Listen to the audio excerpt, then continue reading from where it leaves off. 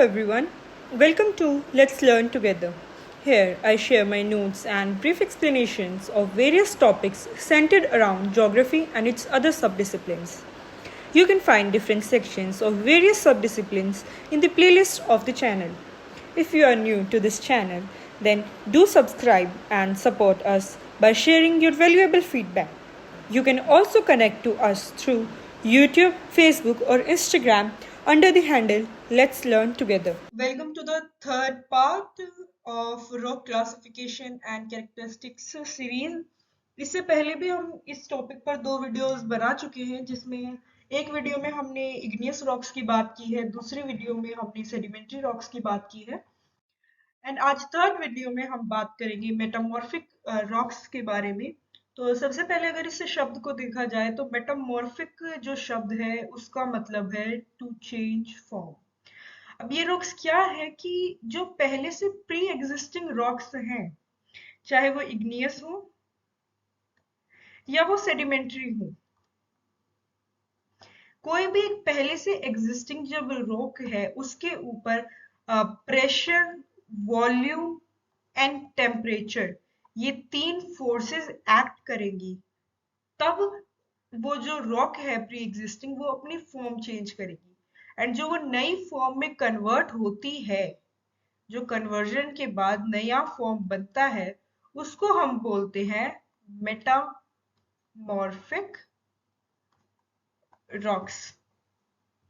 Detail में अगर metamorphic rocks की बात की जाए तो आप ये कह सकते हैं कि जो हमारा सबसे पहली रॉक है इग्नियस, ये बोला गया है कि इग्नियस रॉक से सबसे पहले फॉर्मेशन इनका स्टार्ट हुआ है, तो इसलिए इनको प्राइमरी रॉक्स कहा जाता है।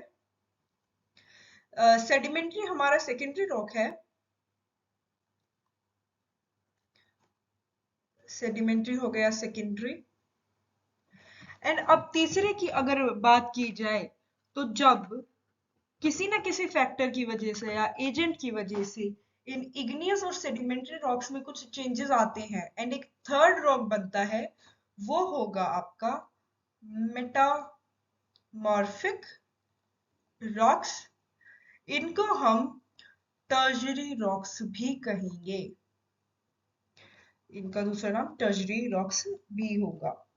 अब क्या होता है कि कुछ आपके फैक्टर्स है या फिर एजेंट्स कह लीजिए, दो मेन है, हीट और कंप्रेशन। इजी शब्दों में बात करें तो टेम्परेचर और प्रेशर। अब ये जो दो फोर्सेस हैं, इनकी वजह से क्या होता है कि जो पहले से रॉक एग्जिस्ट कर रही है उसके अंदर काफी सारे चेंजेस आते हैं, उसके फिजिकल और केमिकल जो कैरेक्टरिस्टिक्स हैं, फिजिकल और केमिकल कैरेक्टरिस्टिक्स, उसमें काफी सारे बदलाव आते हैं।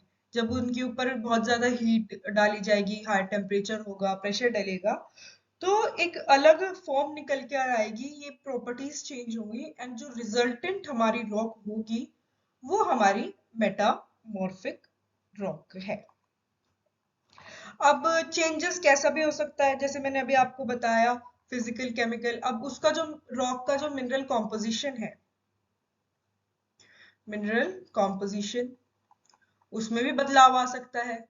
हो सकता है उसका टेक्सचर में बदलाव आए, या हो सकता है दोनों चीजों में कोई ना कोई बदलाव आए। ठीक है।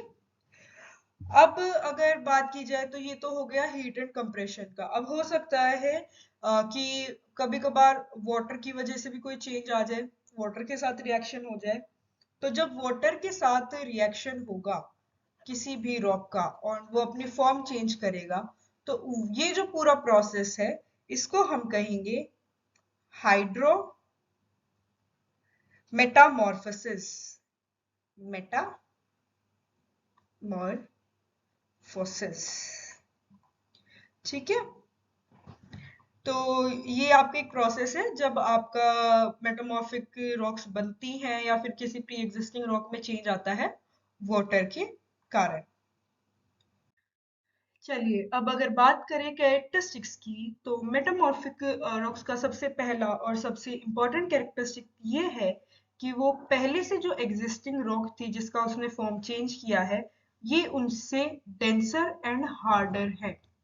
यानी कि सपोज कोई भी रॉक है जिसने अपना फॉर्म चेंज किया है या फिर पहले इग्नियस थी अब वो मेटामॉर्फिक में कन्वर्ट हुई है, तो जितनी डेंस और हार्ड वो पहले थी अब वो मेटामॉर्फिक रॉक के रूप में उससे ज्यादा डेंस होगी एंड उससे ज्यादा हार्ड होगी। दूसरी जो चीज है इन रॉक्स की जब हम बात करें तो जो रिक्रिस्टलाइजेशन का जो प्रोसेस होता है ये पूरा, उसकी वजह से इसमें जो क्रिस्टल्स हैं वो पहले से ज्यादा बड़े बनते हैं। तो इसको हम कह सकते हैं बिगर क्रिस्टल्स।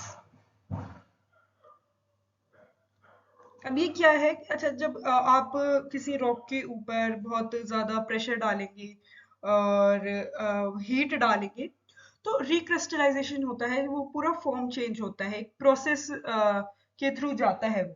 तो उसकी वजह से क्या होता है जो पहले से एक क्रिस्टल्ड रॉक थी उसका रिक्रिस्टलाइजेशन होगा, पूरा उसका स्ट्रक्चर चेंज होगा एंड अब जो फिर से दोबारा से रॉक वो बनेगी उसमें जो क्रिस्टल्स होंगे वो पहले से बड़े होंगे साइज में।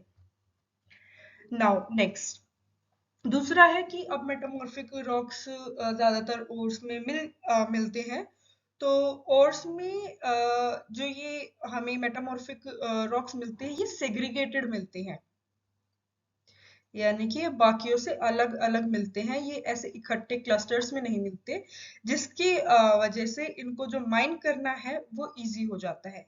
दे are easy to mine. Ores में अलग अलग होने की वजह से, सेग्रीगेट होने की वजह से इनकी जो खुदाई है वो आसान हो जाती है। अब दूसरा एक लास्ट जो कैरेक्टरिस्टिक होगा वो रॉक का ये होगा कि इन काफी सारे रॉक्स जो होते हैं ना वो वेल फाइलेटेड हैं, फॉलिएटेड सॉरी, यानी कि उनके ऊपर उन रॉक्स में प्रॉपर लीनियर स्ट्रक्चर है, वेल डिफाइंड लीनियर स्ट्रक्चर है। तो ये था पूरा आपका मेटामॉर्फिक के कैरेक्टरिस्टिक्स के बारे में। नेक्स्ट अब अगर क्लासिफिकेशन की बात की जाए तो क्लास मेटामॉर्फिक रॉक्स के दो पार्ट्स में हम डिवाइड कर सकते हैं। एक होगा फोलिएटेड रॉक्स एंड दूसरा होगा नॉन फोलिएटेड रॉक्स। अब अगर फोलिएटेड सबसे पहले फोलिएटेड की अगर बात की जाए, फोलिएटेड रॉक्स क्या है कि जब आप किसी मिनरल पे या रॉक पे, suppose this is a mineral या रॉक कुछ भी मान लीजिए आप इसको, इसके ऊपर जब प्रेशर डलता है, कंप्रेशन होता है, तो इस पर लीनियर पैटर्न्स बन जाते हैं, एक एलोंगेटेड फ्लैट अलाइनमेंट बन जाती है, एक सर्टेन अरेंजमेंट दिखती है हमें इसमें। सपोज ये रॉक है अगर, तो अगर कंप्रेशन हो प्रेशर हो तो ऐसे एक एलोंगेटेड फ्लैट अलाइनमेंट बन जाती है इस पूरी रॉक के ऊपर, एक ये लीनियर पैटर्न सा बन जाता है जो देखने में आपको पैरेलल स्ट्रिप्स जैसा लगता है। तो जिन मेटामॉर्फिक रॉक्स पर आपको ऐसा पैटर्न देखने को मिलता है उनको बोला जाता है कि वो है फॉलिएटेड रॉक्स। अगर एग्जाम्पल देखें इसका तो आपकी ग्रेनाइट, ग्रेनाइट आपका फॉलिएटेड रॉक है, जेनिस आपका फॉलिएटेड रॉक है एंड शिट्स, ये तीनों आपके फॉलिएटेड रॉक्स है क्योंकि इनके ऊपर लीनियर पैटर्न्स आपको देखने को मिलती है। उसके बाद अगर हम बात की करी जाए हमारा जो सेकंड क्लासिफिकेशन है तो वो होगा नॉन फॉलिएटेड रॉक्स का। अभी पहले हमने उनके देखो अब यहाँ पर हम किस बेसिस पर डिस्कस कर रहे हैं कि वो दिखता कैसा है। फॉलिएटेड में क्या मिल रहा है हमें, लीनियर पैटर्न देखने को मिल रहा है। वहीं अगर जो नॉन फॉलिएटेड रॉक्स हैं या मिनरल्स है उनके ऊपर कोई भी जो एलिवेटेड है या फ्लैट है, एलोंगेटेड है, ये स्ट्रक्चर देखने को नहीं मिलता, उस पर ऐसा कोई फ्लैट टेक्सचर नहीं होता किसी भी रॉक के ऊपर। ठीक है, एंड इन रॉक्स के एग्जांपल्स की अगर बात की जाए तो स्कान, नोवैक्यूलाइट सॉरी, मार्बल, ये सारे आपके एग्जांपल्स हैं नॉन फॉलिएटेड मेटामॉर्फिक रॉक्स के बारे में। ये था हमारा पूरा डिस्कशन तीनों टाइप के रॉक्स के बारे में। उसके बाद अब एक बहुत इंपॉर्टेंट टॉपिक जो आता है वो रॉक साइकिल आता है, क्योंकि मैंने स्टार्टिंग से मैं आपको बता रही हूँ कि कैसे एक रॉक दूसरी रॉक का फॉर्मेशन लेती है, कैसे एक रॉक एक फॉर्म से दूसरी फॉर्म में ट्रांसफर होती है।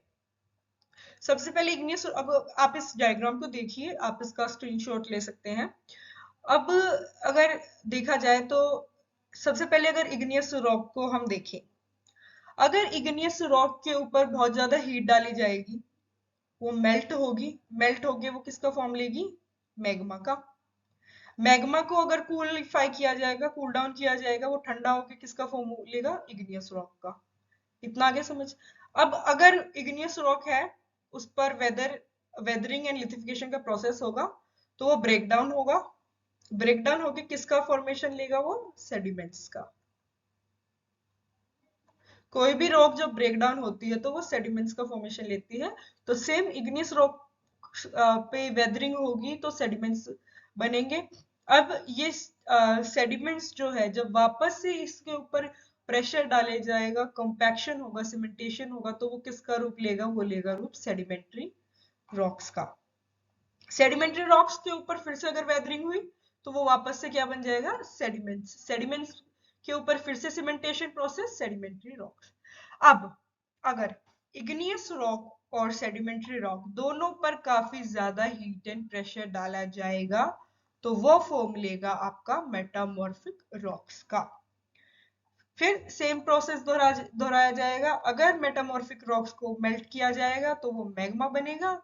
मैग्मा से फिर आपका इग्नियस रॉक, वरना अगर ब्रेक डाउन होगा, वेदरिंग होगा अगर मेटामॉर्फिक रॉक का, तो वो फिर से सेडिमेंट बनेगा। एंड सेडिमेंट्स से फिर आएगा आपका फिर से सेडिमेंट्री रॉक।